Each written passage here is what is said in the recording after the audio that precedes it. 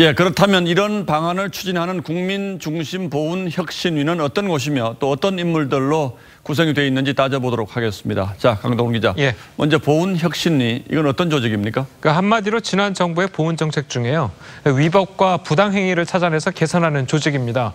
지난해 5월 이 문재인 정부 출범과 동시에 만들어졌고요.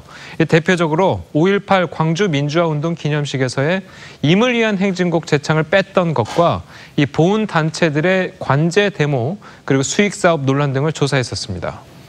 예, 결국 지난 보수 정권에서 있었던 일 또 인물들을 타겟으로 한 조직이라고 할 수 있겠는데 예.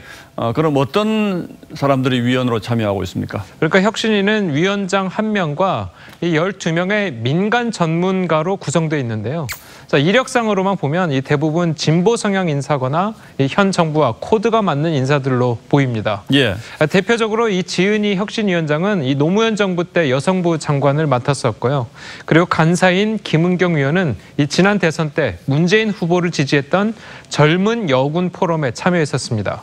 나머지 위원들 역시 이 민변과 참여연대 등 진보 성향의 시민단체 소속이거나 이 진보 계열 신문사 출신 그리고 지난 대선에서 문재인 후보 지지 활동을 했던 인물들입니다. 그렇군요. 지금 국립묘지 안장 문제가 논란이 되고 있는 것 같은데 예. 현재 이 국립묘지에 안장되는 분들은 어떤 분들입니까? 그러니까 현행법을 보면요. 일반인도 포함이 됩니다. 이 국가나 사회에 현저하게 공헌한 사람이어야 한다는 조건이 붙어 있긴 한데요. 이 혁신위의 방안대로라면 국가에 대한 공헌이 없어도 이 공권력 희생자가 국립묘지에 묻힐 수 있어서 이 안장 대상자가 과도하게 확장되는 측면이 있다는 비판이 나오고 있습니다. 예, 물론 일반인도 국립묘지에 안장은 될 수 있지만 예. 그래서 엄격한 자격 조건을 두고 있군요. 예. 외국은 어떻습니까? 네, 국립묘지를 가장 많이 운영하고 있는 게 바로 미국입니다. 그중에서도 가장 유명한 알링턴 국립묘지에는 이 남북전쟁과 6.25 전쟁 등 이 미국이 겪었던 전쟁의 전사자들이 주로 안장돼 있습니다. 나머지 미국 국립묘지에는 군인 외에 일반인들도 덜어 안장되는 경우가 있는데요. 테러 희생자이거나 우주비행사 또 남북극 탐험가 등 미국을 위해서 희생한 사람들이 대상입니다.